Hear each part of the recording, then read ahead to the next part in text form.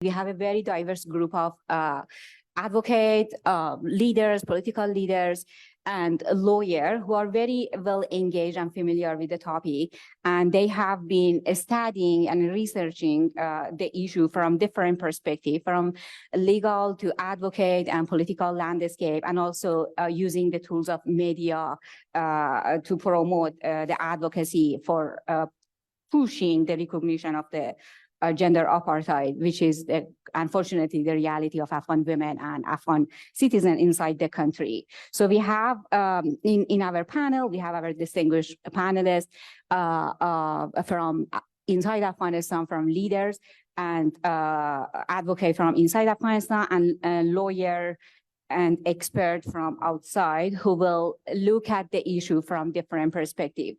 So I would like to start with Banu Shukria Barakzai. Of course, everyone in the room knows her very well, and I don't think she needs to be introduced, but just in case there is someone online or in the room who doesn't know her. So Banu Shukria has been an Afghan political leader, prominent Muslim feminist, and very strong voice and supporter for Afghan women advocate. And she was an ambassador of Afghanistan to Norway and a former member of parliament. And she's pretty much engaged with the issue of apartheid recently. So let me start with you, Banu Shukria, and please feel free to speak in any language of your choice. I truly appreciate, Banu Shukria, your advocacy on human rights, and especially with the issue of gender apartheid. I have personally been observing you supporting the voices of those Afghan women advocates who are risking their life and asking for pushing or and demanding the recognition of gender apartheid, like, on the global stages. And I have seen you doing anything in your power and being engaged with a lot of political leader or regional leader asking for that and trying to support that. So how do you assess the international response so far to support the voices of Afghan women, and especially those in different places who are risking their life supporting it? And if you can a little bit provide us with this insight on whether or not, or to what extent, your advocacy has influenced the decision of this leader concerning the gender apartheid and their decision concerning the issue of Afghanistan. Good afternoon, everyone. Thank you so much. And congratulations, Dr. Moradian and your team. It's great to see new and old friends. But I don't know how much you are aware about the women's situation in Afghanistan. It's very difficult to put your shoe in my and walk with, and to put your feet in my shoe and walk. Mm-hmm. It's really impossible even to be imagined. Be discriminated by your sex or gender. And to pay the high price of being just your allies, just standing with you guys as your partner in Afghanistan, as someone we believe values such as democracy, human rights, equal rights, rule of law, power sharing. And you know which price we are paying now? Do you hear us? We don't need any more sympathy and statement. The women of Afghanistan need action and commitment. We are suffering tired just because being a toy on your hands. Accept my apology for a very undiplomatic word and sentence. But this is the reality that at least I realized after hard working 26 years, more than half of my life in my beloved country, being survived from suicide attack. I lost my kids during that journey, but still, I like to be the voice. Still, I believe hope And still I salute those girls and women where they are standing against the brutal regime of Taliban. Your friends, you clap for them, you sign agreement with them, and you hand over power to them. And today you're paying the price back. Engagement with the Taliban is literally not a type of engagement. It's fair. When you call today Afghanistan is secure, even you don't know what is distinguished between being afraid of something and having a security of freedom. Anyway, those whom they know me, they're quite understanding what I'm saying.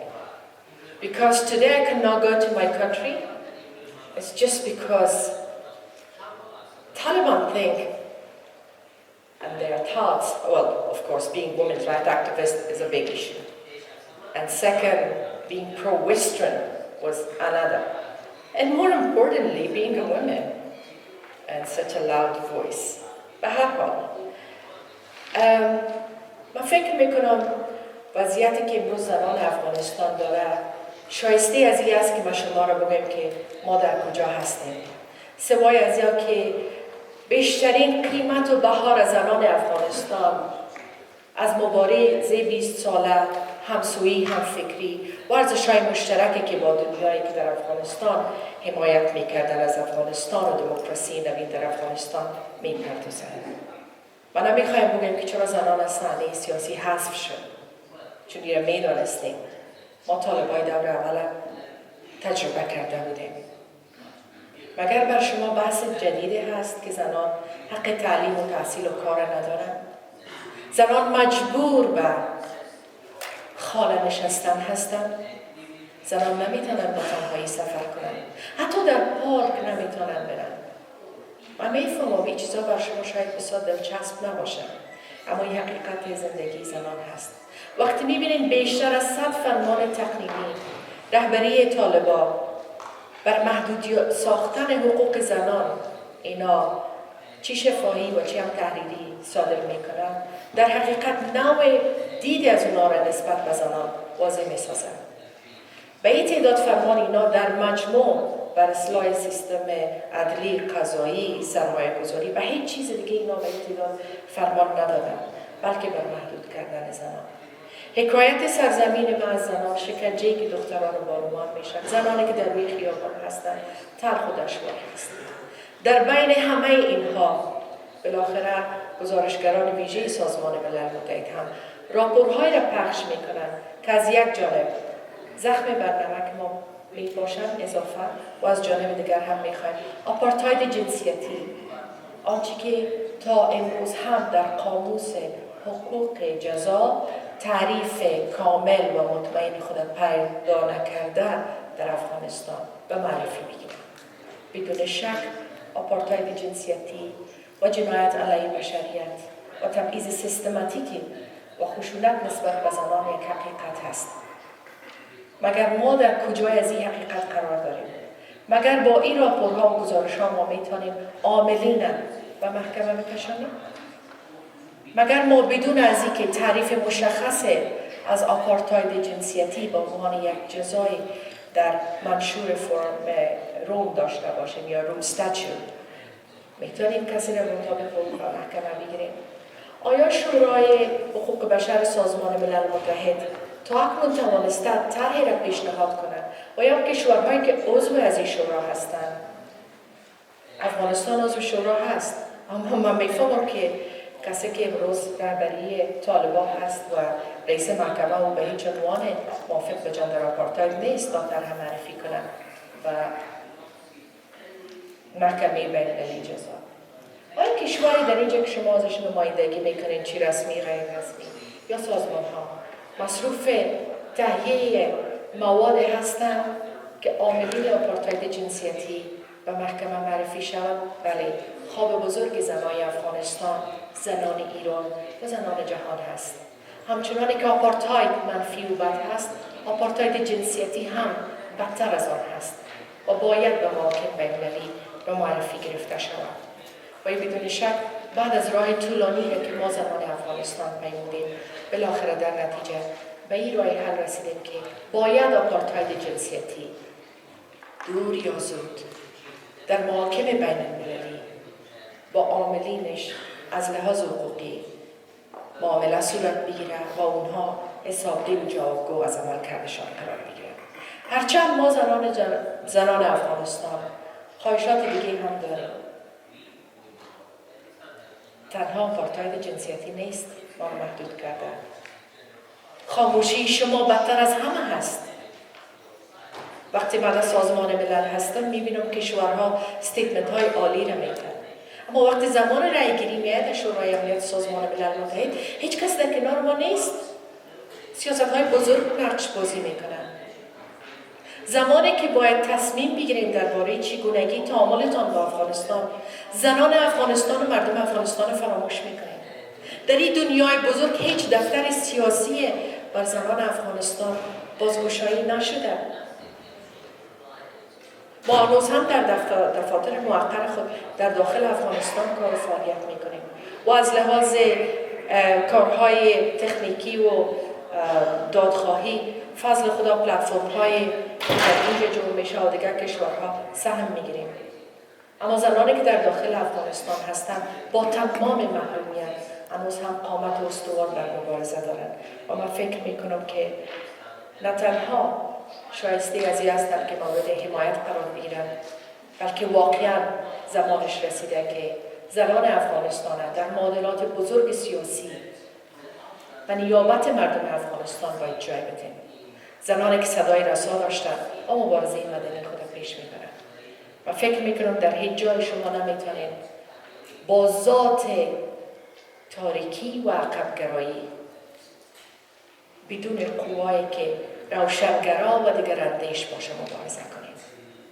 هرچند دلتان هست به طالبان فلور بدین، اونا رو نوازش بدین، در آغوش بگیرین، اما به یاد داشته باشین بهای هنگفت را هم در بهایش میپردازیم در قبالش.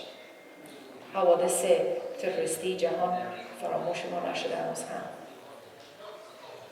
با ایگنور کردن مردم افغانستان شما جایگاهتان را در داخل کشورهایتان نه بلکه در دلهای مردم جهان هم از دست میدیم. بخواین نخواین ما زنان هستیم، نفس میکشیم، مبارزه خود ادامه میدیم. فرق نمیکنه در کدام حد. اما روز خواب بود که ما هم شما رو شایسته دوستی خود ندانیم. پس بهتر از حاله در کنار ما بیستیم تا فکر کنیم در کنار ما بودیم در روز بد و دشوار ما. زیرا آنچه که ما امروز میپردازیم بهای سیاست‌های نادرست، حذف مردم افغانستان از تصمیم گیری و مخصوصاً حذف سیستماتیک زنان بوده و محاسبه غیر واقعی که شما و خوشبینی که نسبت به طالبان و گروه‌های عقب‌گرد در افغانستان داشتیم. افغانستان جدید صدای جدیدی دارد که هنوز هم شاید گوش‌های توانایی شنیدن اون صداها را نداشته باشد. I have a lot to say, but I will leave it later. Shukria, and for myself, sometimes it's really disappointing when I see the differences in the approach supporting Afghan women today with back then during democracy. And I see a lot of changes in the narrative, a lot of changes in the method they have been practicing. So it's really disappointing. This is not something we expect the world leader to do that. But anyway, I think this is a very good transition between the contextual background that you provided and our next panelist, who's going to take to look and analyze the gender apartheid and the situation from the legal standpoint. But before that, let me introduce you. So I have here Ms. Alyssa Yamamoto. I hope I'm pronouncing the name correctly because I'm so bad at it. So Alyssa is a senior legal and policy advisor at the Strategic Litigation Project at the Atlantic Council. With a background as a human rights lawyer, she has previously served as a legal advisor for the United Nations Special Rapporteur on promoting and protecting human rights while countering terrorism. So her work involves advising UN member states on human rights and gender mainstreaming in counterterrorism and national security. Alyssa is an advocate for independent oversight and accountability to address the systematic abuse of counterterrorism measures, and particularly in targeting human rights defenders, civil society actors, and minority groups. She holds a JD from Yale Law School and an AB from Harvard College. Welcome, Ms. Alyssa, and let me ask the first question that I have for you. So, Alyssa, you are a human rights lawyer, and we would like to hear a little bit about your perspective on possibility of codification gender apartheid as a crime against humanity. And in case, let's say it is codified, so what kind of new possibility or opportunity it will bring about that benefit the rights and well-being of Afghan women? So I think we are sharing the mic.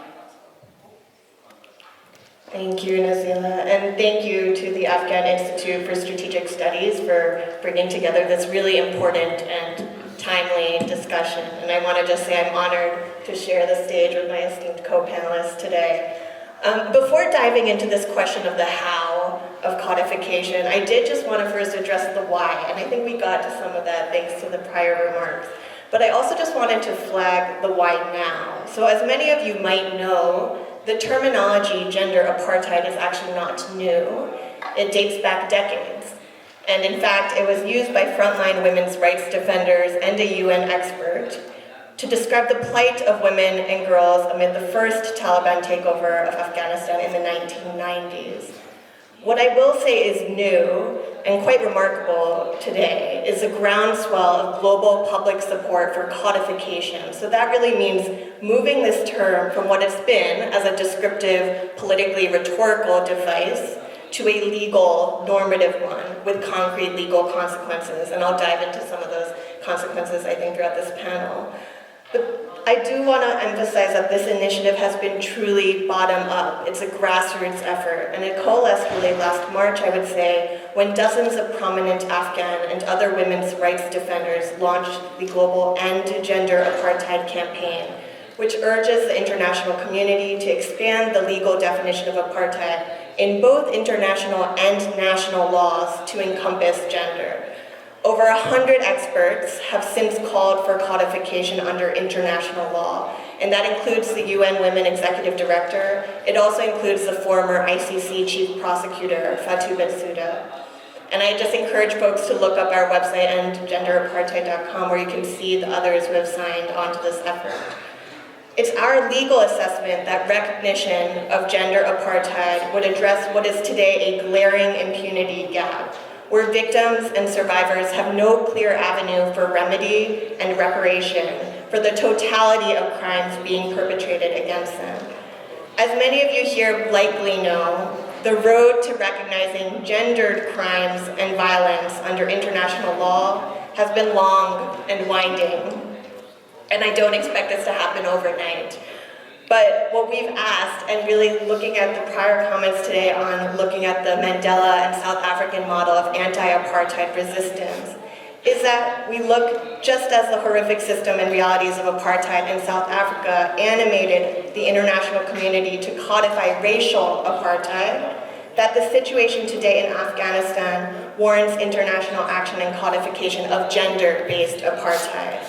And let me be clear, as a legal matter, there is no doubt that the systematic domination, oppression, subjugation, and segregation of women and girls in Afghanistan today is gender apartheid. It's also a gross violation of human rights and fundamental freedoms, and frankly, it's horrible security policy.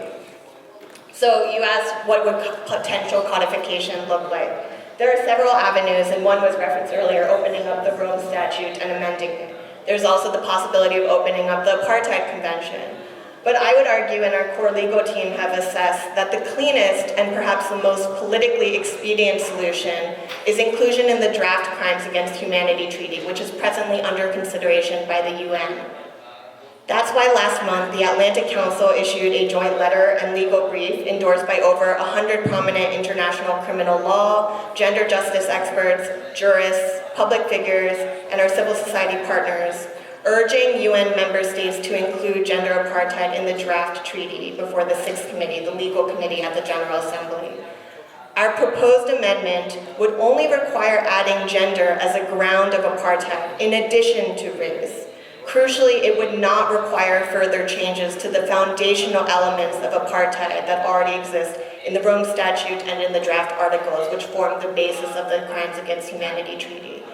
I'm happy to go into maybe the legal consequences later, but I do just want to note that our hope is that this initiative for codification, specifically in the Crimes Against Humanity Treaty, will open concrete avenues for prosecutions, and in the near term, it will unlock what many of us have seen as complete policy paralysis and inaction when it comes to the ongoing and escalating deteriorating situation for women and girls in Afghanistan. Thank you. Well, thank you, Alyssa. I mean, there is this, so there is this word intent, which I think created a lot of problem. And during the first round of Taliban regime, a lot of organizations in DC, they start writing a letter to UN and so many other world leaders asking for global recognition of gender apartheid. But as my understanding, that this word intent had created a lot of problem and none of those activism work. Still, it doesn't mean the activism should stop, but from the legal standpoint, there was a lot of complication, which we come back to that after. But we have two other panelists here, one of my favorite media in Afghanistan. So can you tell us how actually the Afghan-led media, especially among those launched and run by diaspora, can be effective in raising the awareness through the issue of gender apartheid? And how do you see, what is missing, what is there, and how they are doing it effectively? What's your opinion about that? Well, thanks so much, Nazila. So I'm here to show that this the fight with gender apartheid is not something that only we have to count on our sisters fight for. So we are all supporting this fight, and it's important. It's an important question what to do with this, especially when it comes to the media. Our experience shows that when it comes to such social issues, then there are, these social issues also create their own literature, their own terminology. So we have general apartheid in Afghanistan, we have also Hazara genocide. These are the movements that have been created through the movements inside Afghanistan, through the protests, through the social activities within Afghanistan. And it's important to stick with the terminologies that we are creating, and through that advocate for what we want. We know where we stand. We want the world to know where we stand. So we have this human rights violations in Afghanistan. It's major, it's critical, and it's also the time that the world needs to look into Afghanistan from a different angle. So it's not only a security issue. It's right now a big human rights crisis there. So we have the issue in Afghanistan, this gender apartheid, and we know that there are certain media outlets. I mean, we are all Afghan media outlets, being inside the country or outside the country. So this is our signature, this is our name. But in terms of the independency and having control over the news, there are different approaches. Media outlets operating from outside the country, they have more independence and they're more free to express, to reflect what's going on inside the country. So, with this, I know that whenever there are protests in Afghanistan, the protesters are trying to contact independent media, mainly those who are operating from outside the country. That this is coming. So how to work with this? how to send it or how to broadcast it to people so people know that what we want and what we suffer and how we suffer and what are our demands. And this is then the role of media to tell them, people, to inform them, to raise awareness that this is a crisis happening there. People are protesting for that. I hope that these protests are finally getting bigger and bigger, and not only female protesters that we see from time to time in the streets of Kabul or Bazaar or Herat are getting more accompanied by male protesters, and became a big protest at the end of the day. But I mean, this is what our role comes in, the independent media outlets. So we have to lobby for that, we have to raise awareness, we have to inform the international community, we have to use different languages to raise this issue, and we have to also advocate for what are the demands and what needs to become, what needs to be done next. Because at the end of the day, it's not only the protests that make change, it's about the awareness and about sending the message out that makes change. It's a social change. We know that social changes take many years to come, but political changes just come overnight. So this is something that we need to work with. This is a social change that we need to think about, and we need it actually. And that's why we are there to support this. Well, thank you. Media was one of our actually celebratory achievement during the democracy era, and something every Afghan was so proud of that. And I see a lot of journalists who fled the country after collapse coming to, at least in my area, I live in DMV area. They are starting or funding a new TV channel, which is very, very welcome by many Afghan, whether they are inside the country or outside. And their role, of course, is absolutely significant. So thank you. We come back to that with you, Mr. Parwiz. So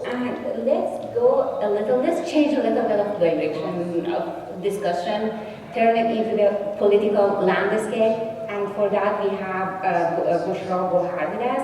Before that, let me introduce you, Mrs. Bushra. Oh my God, I have a lot of papers in here, and somehow I messed them together. All right, so Bushra Gohar is a former member of parliament. He's a prominent figure known for her extensive contribution to influencing policy, development, and human rights in Pakistan and the region. She is a founding member and chairperson of the National Democratic Movement, serving in Parliament from 2008 to 2013. Ms. Gohar chaired the Parliamentary Committee and was responsible for appointing the chairperson of National Commission on the Status of Women in Pakistan. Her leadership extended to various roles, including chairing several National Assembly and committees, particularly related to women's development. She has over 30 years of experience in influencing policy related to human rights and the region, and such a good person to be in this panel. So my question for you, Ms. Bushra, with your knowledge and understanding of the cultural and political landscape of the region, which is absolutely impressive. I went a little bit deep into your background and your biography. I did my research about you, and everything you have done is truly admirable. So drawing on your experience from the region, I would like to ask you to provide us with a little bit of insight on how to navigate and address a strong element of patriarchy that are deeply rooted into the culture of the region. So basically, provide us like an analysis of the culture, like the culture, the kind of culture of the region, that these customs and values are into it that create the patriarchy system inside the region, if I make sense. Yes, thank you. Salamuna, let me start by acknowledging the women of Afghanistan, their resistance to the Taliban terrorists occupying Afghanistan right now.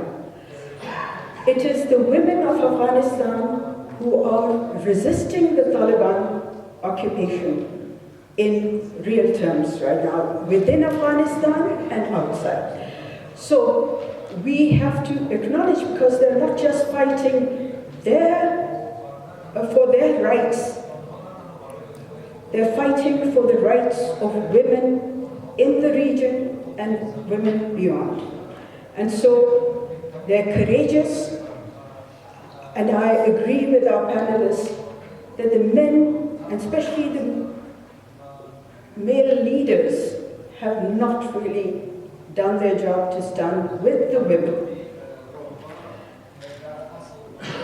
I would also like to thank the Afghan Institute of Strategic Studies, that despite all the difficulties, they haven't given up on dialogue, and they've brought us all together in this beautiful city of Dushanbe. I've attended Herat dialogue a few times,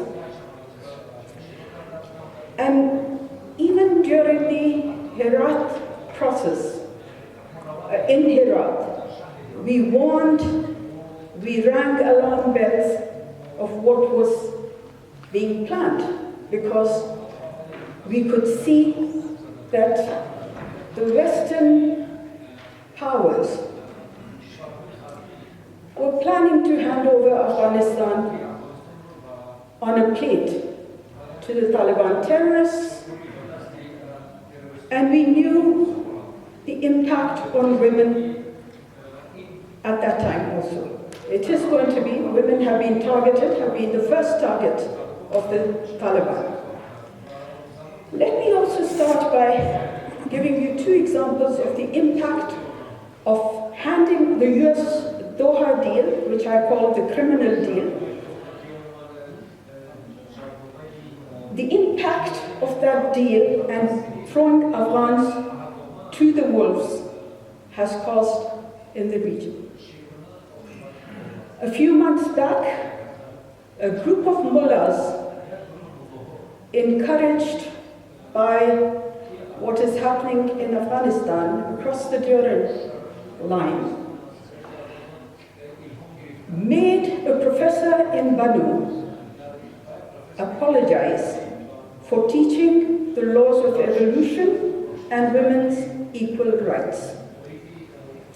And this is not just it. The apology, a written apology, was taken from the professor in the Deputy Commissioner's office.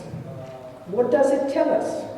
It tells us that the state also is supporting these behaviors in our society.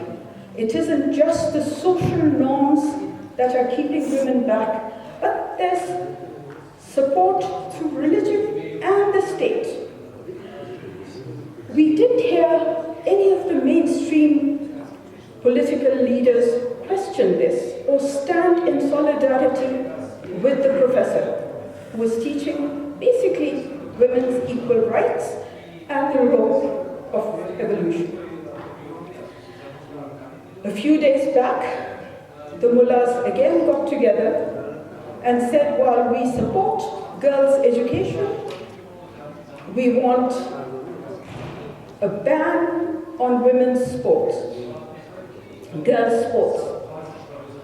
Again, there was complete silence from mainstream Pakistan and mainstream political leaders.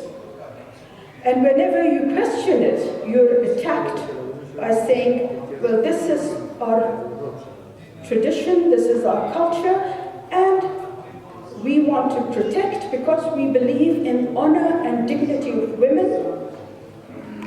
That is why sports and all these bans have to be accepted.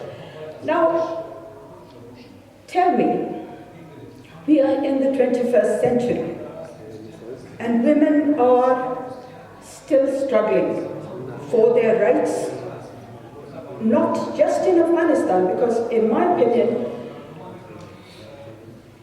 in Afghanistan, if the world really cared for the ban on women, there would have been an emergency declared by the UN, by the international community. Where is the emergency? They keep telling us that, wait, let us bring peace and then we'll take up women's issues, as if you can separate the two. You can't have peace without respecting the rights of all. I, as a Pashtun, have always been targeted, and we struggle in Pakistan continuously. The tribal culture, Talibanization, injected in our culture, which is already hostile to women, and religion are all used to keep women back. Now, why are we still, the Pashtuns are still in the tribal setup? Because we'll start with the British glorifying and romanticizing the Pashtuns' culture and traditions and the tribal values that has kept women back. We've had in Pakistan a glorification of this tribal culture. We've been kept back by romanticizing all this. So whenever we question it, or whenever women challenge it, because honor, dignity, everything is connected with women. So, in my opinion, it is the state's policy, because of the games that it wants to play, at least on this side of the Durand line. The mullahs in Lahore don't come together and say we ban games. It is restricted to the Pakhtunkhwa, because that area is being used for the games, the great games, and Pashtuns have suffered the most, I believe, in the region. And women naturally are the most affected. Children are the most affected in this. I'll start with when Bacha Khan started his movement against the British for freedom. He focused on education, and he believed that without women, Pashtuns cannot progress. So he started a magazine called the Pashtun Risala. And he encouraged women to also write, and this was unheard of in those days. And in one of the magazines, a woman called Nagina Jan wrote, "Except for the Pashtun, the women have no enemy. He is clever but ardent in suppressing women. Our hands, feet, and brains are kept in a state of coma. O Pashtun, when you demand your freedom, why do you deny it to women?" This is back in the 20s and 30s, that a Pashtun woman is challenging the tribal system, the patriarchal system, and it was the movement that was started by Bacha Khan that gave a platform for women to speak. I'm also going to share later Alif Jana Khataka's point as well. So women throughout the decades have questioned it, but this whole thing has been reinforced by, if we look at the colonial literature, it has been reinforced. The negative aspects of the Pashtun tribal culture. I mean, all tribal societies are backward. Why haven't the Pashtuns been able to come out of it? One reason is that the international community had interests in this region and have kept us back. We will continue to challenge all this, and I think that basically we have to look at our media. You talked about media. In the media also, this whole thing is reinforced. Misogyny against women, violence against women, that is our education system. If we look at it, there also women are relegated as a subhuman secondary status. So we are in the 21st century and we're talking about basic fundamental rights for women in the region. This should be an alarming situation for many of us. And that is why I feel, as far as Afghanistan is concerned, we must not look away from what is going on. It is the women who are fighting right now for all of us. We must challenge, and there must be an emergency declared in Afghanistan. Well, thanks for sharing your observation. Speaking of Pashtun social norms, so let me start asking the second round of question with you, Bushra. So I believe a lot of scholars are trying to understand, or at least they are studying and researching the roots of misogyny, especially in the tribes, some certain tribes, such as the Pashtun, and you are yourself a Pashtun. So, having said that, given the widespread prevalence of misogyny in Pashtun culture, as you talked briefly about that, what areas would you suggest for our scholar to explore a little bit more in depth? Like, are there any progressive movement? For example, Amanullah Khan period, in my opinion, was kind of a progressive movement that could be examined as a successful part of the region history. So what do you think about that, Bushra? Thank you. Basically, I wanted to also share a story with you. When I was very young, I'd just come out of the university, and the Afghan refugees were coming to Pakhtunkhwa because of the fasad in Afghanistan. I interviewed many of the families, many of the men who had come to Pakhtunkhwa, and I couldn't understand a word that they were using. When I would ask, how many of you have come, about their family, many Pashtun men that I interviewed would say that I've come with 1 kada, 2 kadas, or 3 kadas. Now, I had never heard this expression before, and I couldn't understand that each time I ask about the number of family members who have accompanied, that why do they refer to a kada? Kada in Pashto is a baggage. So they would say that 1 baggage, they've come with 2 baggages or 3 baggages. So I couldn't understand this at all, because I'd never heard this expression. As a Pashtun woman also, I had not heard it. So I asked them, I said, what do you mean by it? And one person explained to me that it means the wife and children who've come. And when I went to the US, when I was studying in the US, I wrote about this. That, when you refer to a woman or the family members as a baggage, then it's almost natural that you are going to give them a lower status. They're a burden. A baggage is a burden. We don't want to carry them around. So that is the status that you find within the household, and it is the language that needs to be changed as well. You see, through language, through our education system, we perpetuate and reinforce these. And I've seen the Western,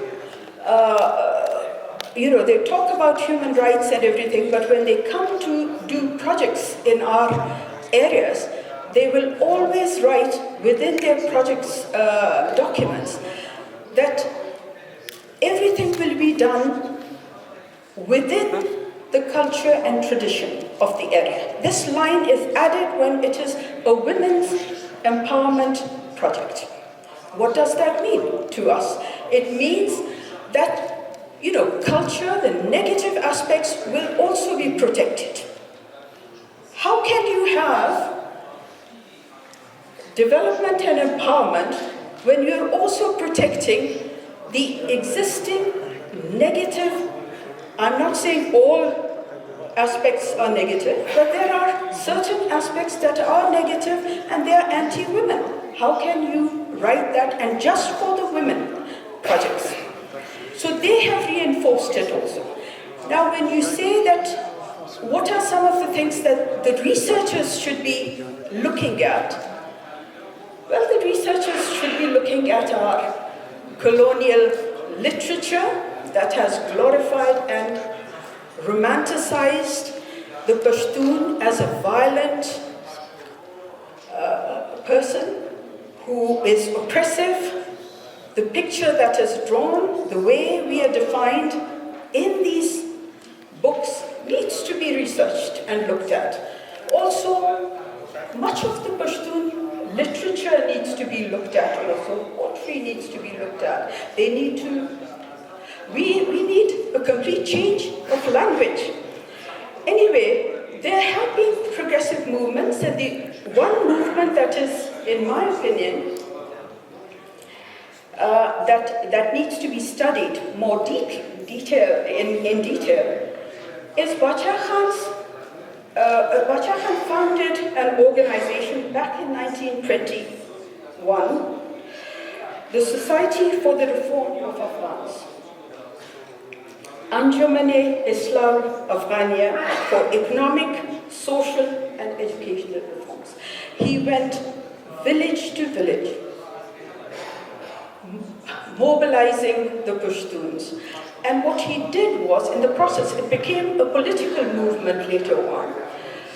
He tried to modernize, democratize Pakhtunwali. That included women as equal members. And that is what I think we need to study also. And that movement continues to give many of us the guidance and the guidelines as how to move forward. So I think that it is important to look at, because right now the resistance that is coming against Taliban is also from the Pashtuns, from the Pashtun youth. There's an uprising in Pakhtunkhwa. Mohsin Dawar is here. They've all rejected, and there's a strong resistance.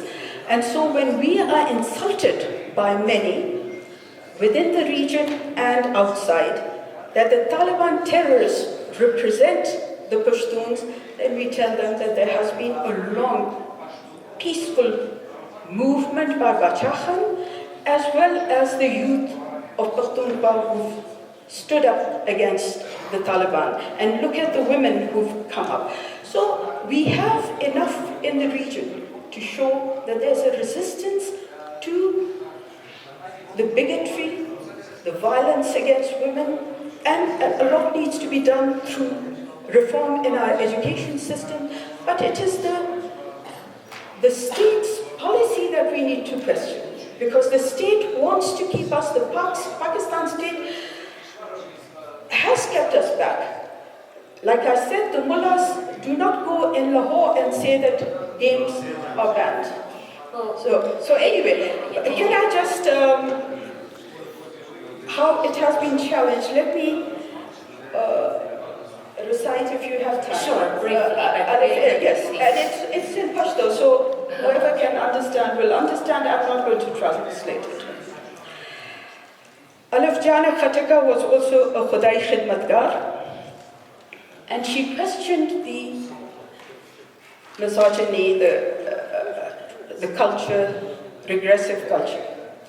Khaze hum zulma lari, zilke khwahishat lari, sar ke maghz lari, mazgho ke ehsasat lari, کاڼي خو نه دي همدا ستا په شان جذبات لري ښه خیالات لري بلکې له تا نه زیات لري دا بې ګناه مرغۍ د بنده کړې په پنجرې کې ولې یو دی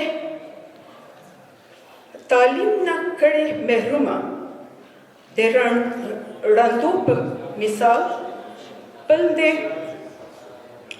بندې کړې په کورونو کې د غلو په مثال Well, thank you. I wish I could, I wish I could understand what you just read. That my passion is not that good. It's okay. So my language is Farsi. So I totally agree. I mean, it's so hard to say who represents who, but of course there are a lot of elements of misogyny in the tribe of Pashtun.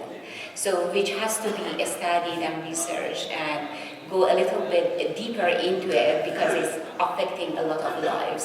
But, well, I can't go on and on because it's an area of my interest, but I think Banu Shukria has something to say on this. Yeah, well, I don't want to talk about, to say that Taliban are representing Pashtuns. If they are representing Pashtuns, then who was our great king Amanullah, where in 1919,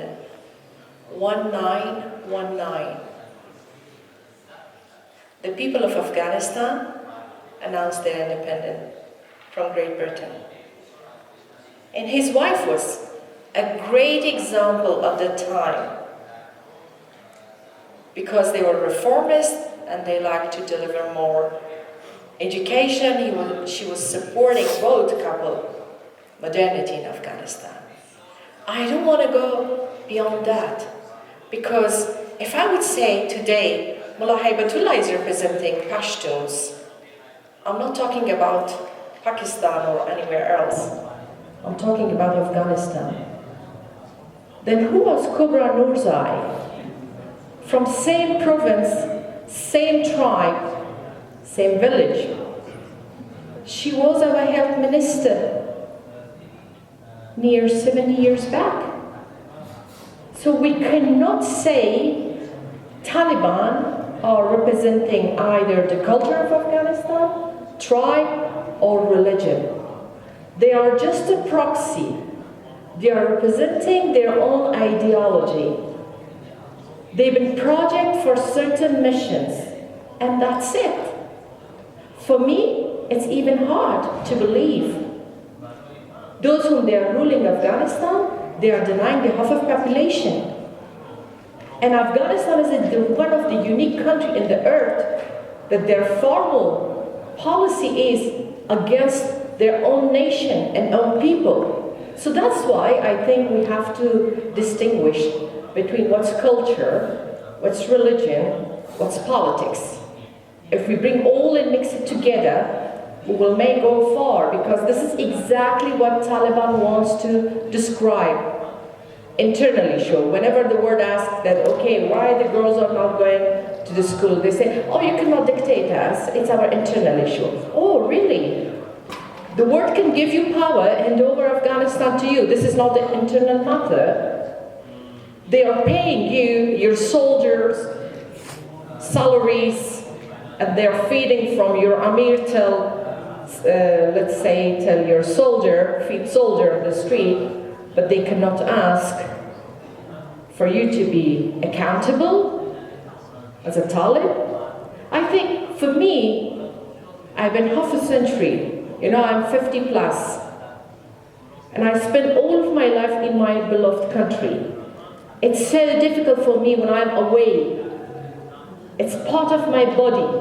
But I never had such an image of my own people, that they are constantly trying to destabilize, destroy, and give the most negative image from the same country, same nation, same culture, same people. For God's sake. You've been there for 20 years. This is exactly the same geography.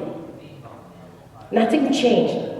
neither our culture, not religion, and not who we are. We are the one we was, and we are the one we are.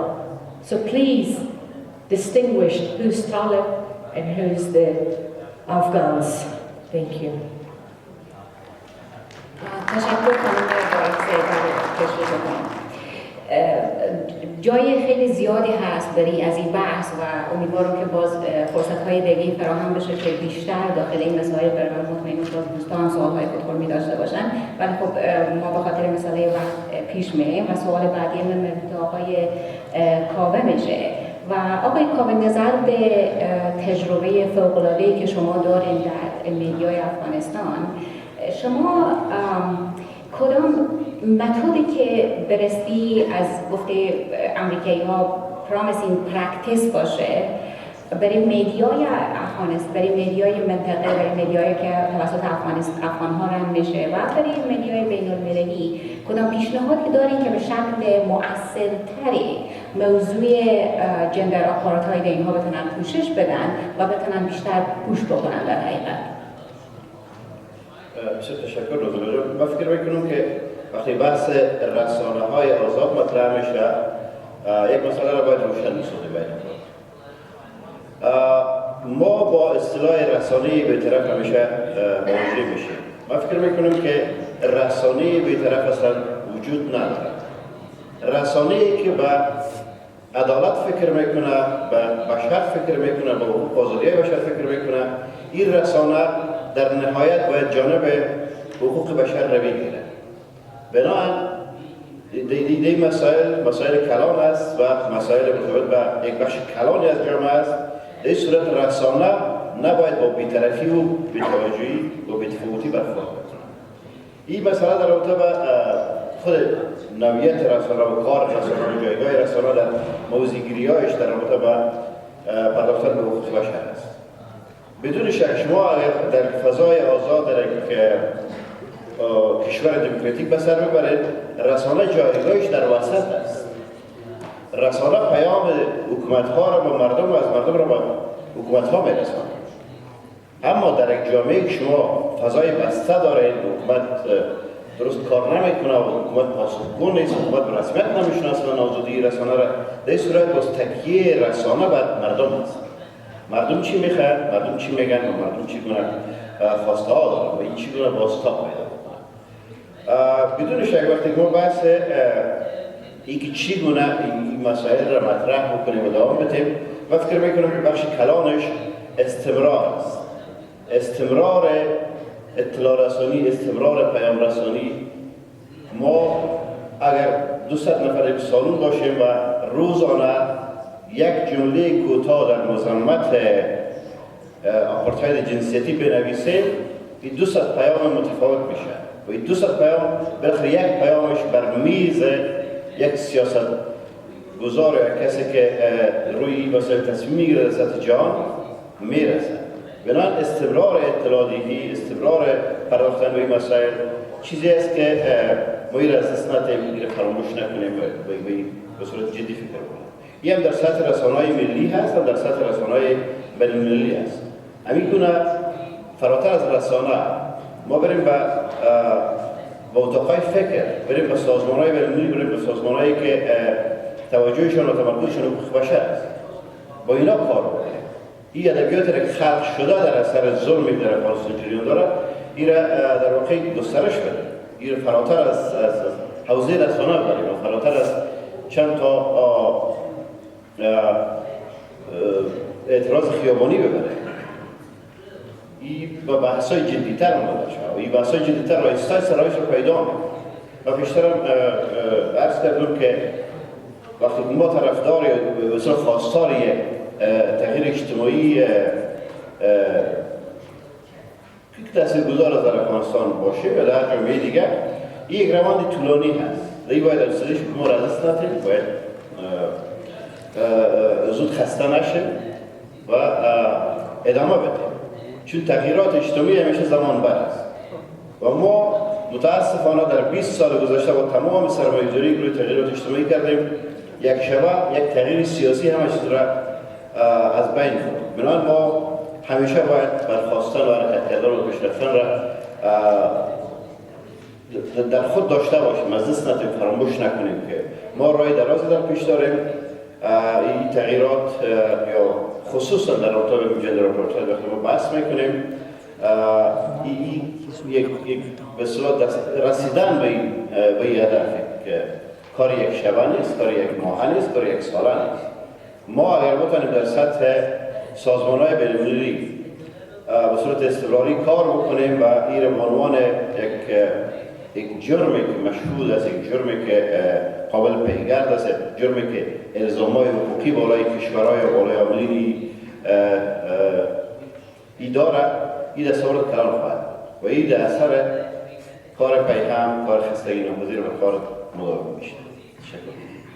تشکر. بدون شک استمرار گپ مهم هست و خیلی برای من الهام بخش هست که میبینم کنشگران ما با اینکه نتیجه خیلی ملموسی هم نمیبینن از کنشگری خود مشخصا در رابطه با جندر آپارتاید هنوز هم ادامه میدن. So let's move to you, Alyssa, again. So now we have a lawyer. So I did my research and I came up with kind of too technical question. So I have to read it because it's too technical for me. I'm not a lawyer. So if the Crime Against Humanity Treaty incorporate the crime of gender apartheid and countries become parties to the treaty, they would be required to criminalize gender apartheid and implement measures to prevent and punish crime against humanity. So having said that, how do you anticipate this could potentially pave the way for prosecution under the principle of universal jurisdiction? That was too long. It's a good question, and I hope I don't get too doctrinal and boring and legalese in my answer. I mean, I think that at the simplest level, codification in the Crimes Against Humanity Treaty would give victims and survivors a clear legal pathway to hold perpetrators. And I want to be clear, this includes at the state and regime level and also at the individual perpetrator level to account. And I do want to flag this in response to the really important cultural relativism conversation that cultural relativism is not a legal defense, right, to the crime of gender apartheid. So, and we are aware that some member states have expressed concerns about this being a potential justification, but as a matter of international law, you know, not going to really hold much weight.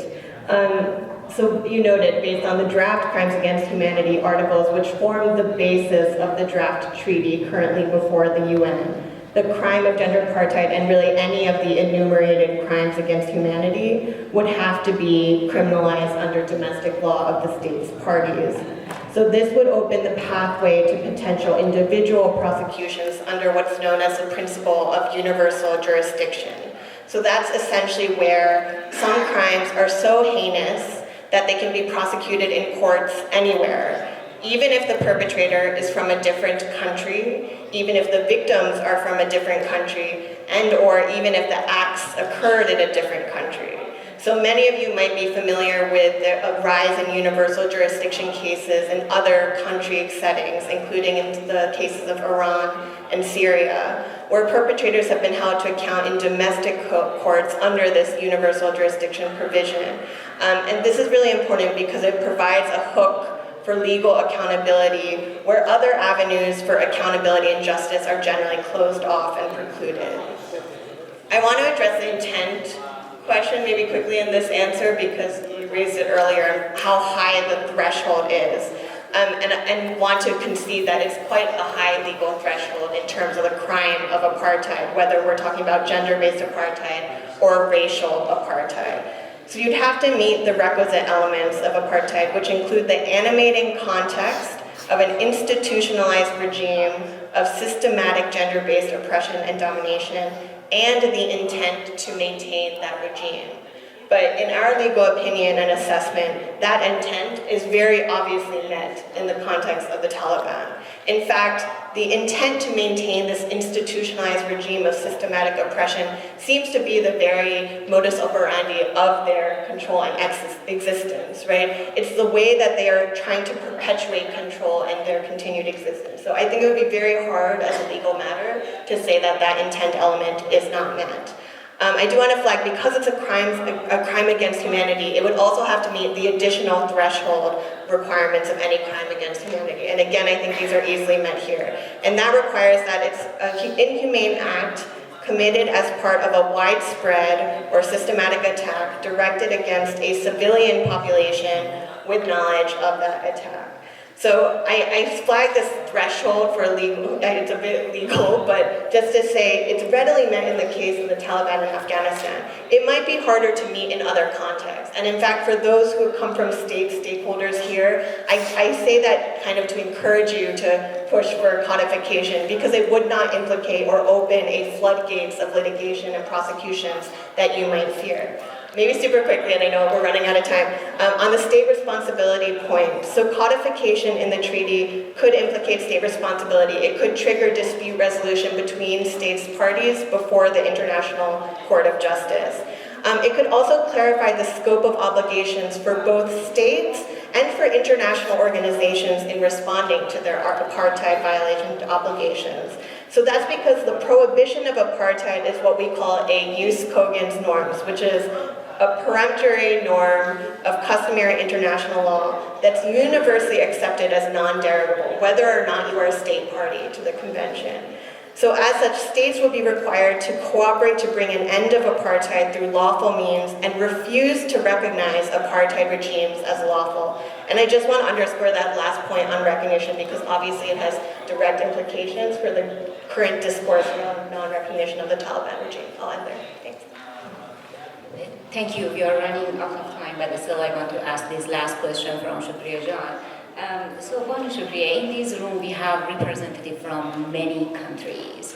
We have representatives from Islamic country, we have people from international organization, and scholar, activists, media, a lot of people. So what steps have been overlooked in order to push for global recognition of gender apartheid? And what do you want people of this room actually do that? Well, before I address the states, I would like to comment about the paradox between two different reports. For instance, if you read the report of a special reporter for human rights, he clearly used the gender apartheid, crime against humanity. It was very clear on his report. At the meantime, another more important report, which is the Secretary General, and there will be very soon a meeting about it. Okay, when de facto committed to this crime, how the same organization, United Nations, is asking for a type of engagement or so for informal recognition of the Taliban. So this is like a kind of double standard for one organization. So I think that's enough if they hand over Afghanistan to the heads of Taliban, but at least now we would like to see how smooth they are standing on their values and obligations internationally and implementing the international conventions where their countries are a state member of that. So that's very important. It's not only for the sake of Afghanistan, I think it's for the sake of those states, United Nations and countries and all those international treaties. This needs to be obeyed. So my humble request is from those state members, organizations or individuals which they have enough influence to take serious steps. Number one, to stand with the people of Afghanistan and recognize them as alternative, despite of whatever is going on. Number two, there are certain rules internationally. So we have to hold Taliban accountable. And that means we would like you to give us a shoulder to put a file in front of ICG, International Criminal Court. Because the gender apartheid is there, crime against humanity is there, gender prostitution is there. It's not something that we're blindly going for something. The document is ready. So, states, because we are just, for instance, I'm the head of Action for Justice, it's not enough. So we need state member, particularly for certain rules and regulations that are required. And I think it's also very, very much important to listen to the women of Afghanistan. When I say people of Afghanistan, yeah, you have to sneak out different fractions and parties. Meanwhile, we would like to have your great support within the United Nations when the statement for the recognition of gender apartheid will be on the table. So I hope the state member will add that one. They shouldn't put that one on the turtle to walk with.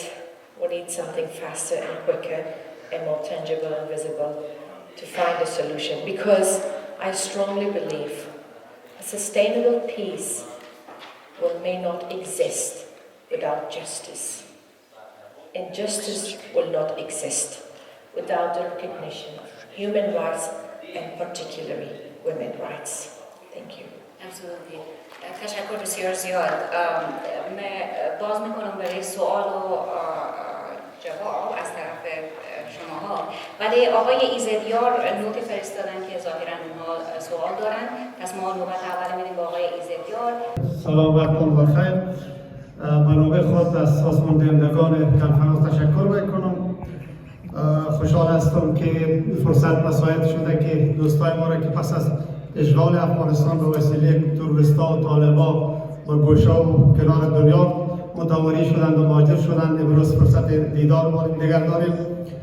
امیدوار هستم که نتیجه و برآیندی نشست هم وسط ملی و هم وسط بین المللی و منطقه‌ای در مسیر نجات افغانستان، نجات مردم افغانستان مفید و مؤثر واقع شود.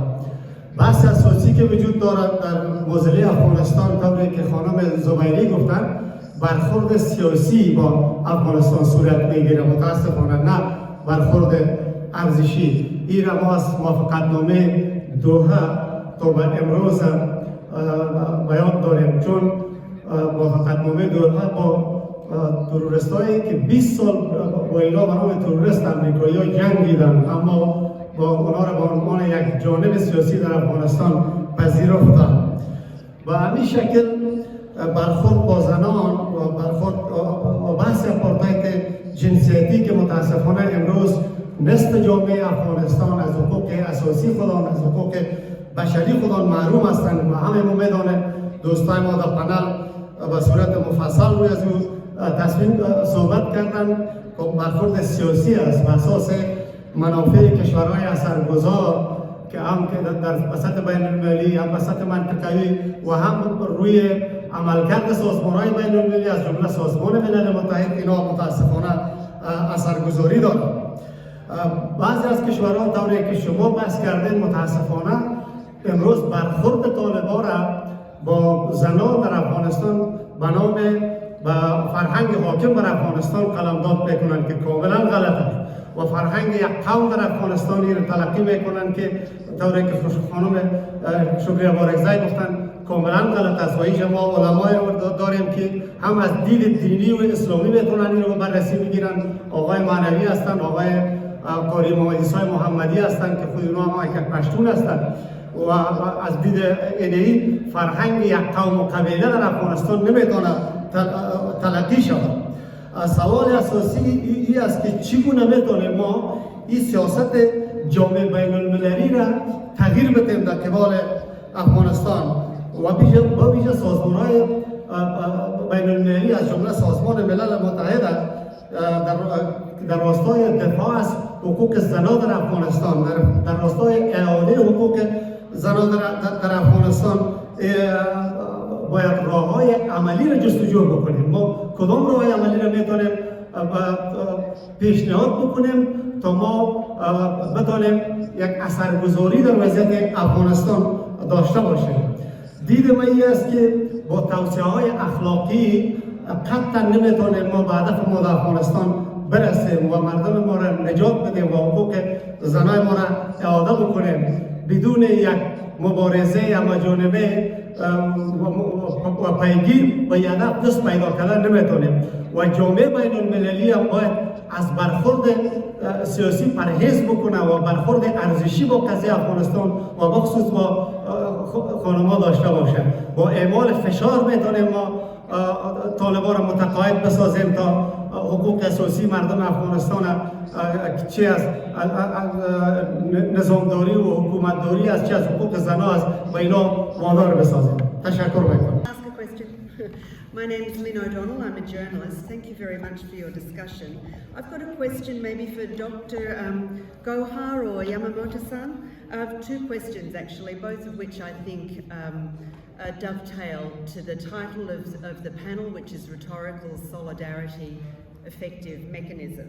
I'm curious to know your views on why we haven't heard from Western feminist organisations and figures over the past 2 years about the way Afghan women are being treated under the Taliban regime.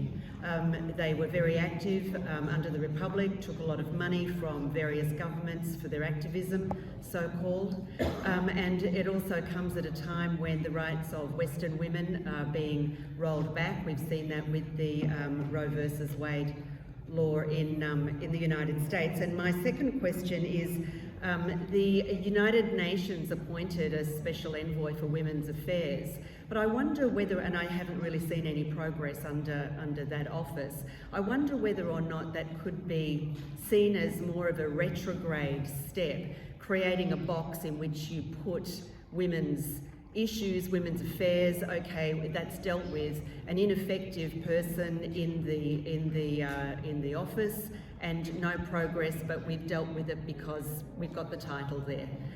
Maybe Madam Gohar and Yamamoto-san, you could speak to those issues. Thank you. No, I'm just going to comment. I've been very concerned that many have remained silent, and many have actually justified what is going on by saying it is the Pashtun culture or traditions. We've had that from Pak leader and also our Pakistan's ambassador in the UN. He later on apologized also when we questioned him. But they've tried to justify the treatment of women in Afghanistan by using culture, tradition, and religion. So in my opinion, and what we've tried to do in the region is to get women of South Asia to at least speak up, that there should be solidarity with the Afghan women. And many groups in South Asia have actually issued statements. In Pakistan, our political party actually issued a very formal statement, and we went to the UN and everywhere showing solidarity with the struggle of women of Afghanistan. So I think we need to connect with people who support us, but also question those, challenge those who are trying to justify all this. And I believe that there are many, because the Prime Minister of Pakistan gave a very irresponsible statement saying that girls not going to school, said that this is tradition and Pashtun culture. We said, but they were going to school before the Taliban, what happened? They're being banned. So culture, whenever they feel it can benefit. I've heard the American State Department officials talk about justifying this whole thing. So we have to reject all that is going on. We need to also, connect with each other, the strong voices in the region and beyond, to find support. Well, thank you. ما می‌بینیم که دستای زیادی بلند هست، متاسفانه در سوال گرفته نمی‌کنیم. در زمان بریک خواهشاً با پانلیست‌های ما ببینیم. But we have a question, Ms. Jamshidi. We have a question. So thank you very much for this panel. I would like to remind that right now that we are talking about gender apartheid, there are 5 women from Afghanistan, they are in prison right now.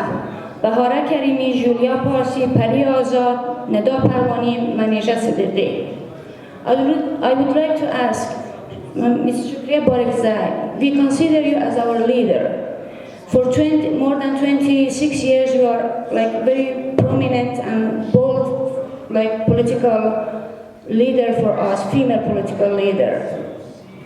And I really admire you because I was very young when I started to have my first interview with you. I was a student. I still admire you. But when we talk about the international community to take an action, you political leaders, female political leaders of Afghanistan, that you have platforms, that you have connection, that you have like power somehow, and you have voice. What did you do within these 2 years to like really help those women that they are in prison? They are, because of gender apartheid, they are in prison. And we know that Taliban are anti-woman and their war is against women of Afghanistan, first of all. And then, in the same, right now that we are talking about gender apartheid, there are certain women, let's be very honest and clear, there are certain women that they are lobbying for Taliban. They are whitewashing the Taliban. They are doing their best to help the recognition of the Taliban. So as a leader, as a female leader, as a woman from Afghanistan, as a political leader that you know our pain, what did you do? And what kind of action did you take to shut them down? Okay, we are not talking about men. Really, we are not hoping that men of Afghanistan help us. But we women should be so honest to each other. We need to stop those women that they're lobbying for our killers. They're lobbying for those that they are causing the gender apartheid in Afghanistan. I would like to know your opinion, and also what did you do till now to shut them down? I think we know your question. Yeah. Thank you so much, Sahrajan. I'm proud of you. You're also one of the success stories in Afghanistan. Well, first of all, those women that they are lobbying for the Taliban, they're also part of the project. So they are supporting, of course they have a dual citizenship, dual passports. And from the country they have carrying the passports, they are supporting and promoting their second country policy towards Afghanistan. It was very disappointing for me, like 2-3 months ago, when I was in the FCDO, I was sitting in a meeting, and one of the very prominent feminists says lots of things about like whitewashing Taliban. And I was surprised because I tried to clean up my eyes and look again to the screen and again, and I say, no, I'm not sleeping. This is the reality. We have to be aware.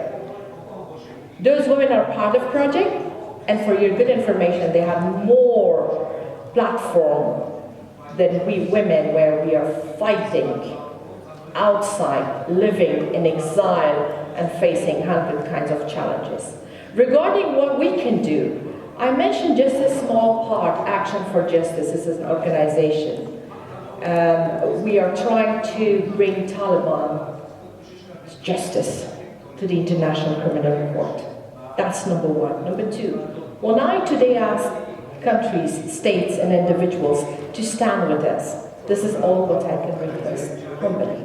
Third, if you see those women, which is they are coming out of prison, with the zero capacity, we are trying to find out the way to save their life, take them out of the country, which is quite difficult. Please note that also with your states, that accelerate the procedure, otherwise we will lose all those heroes. And second, it's very tricky how we can take them out from the prisons. You know, it's more than 800 days that Taliban seized power. And unfortunately, we have more than 600 women's rights activists to be in prisons.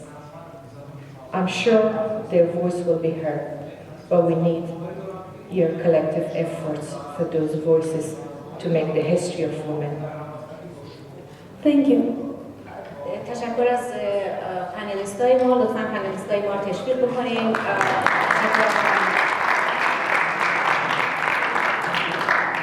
This is the last session of the morning. Please kindly proceed towards the restaurant for lunch. We'll reconvene at 2:30 p.m.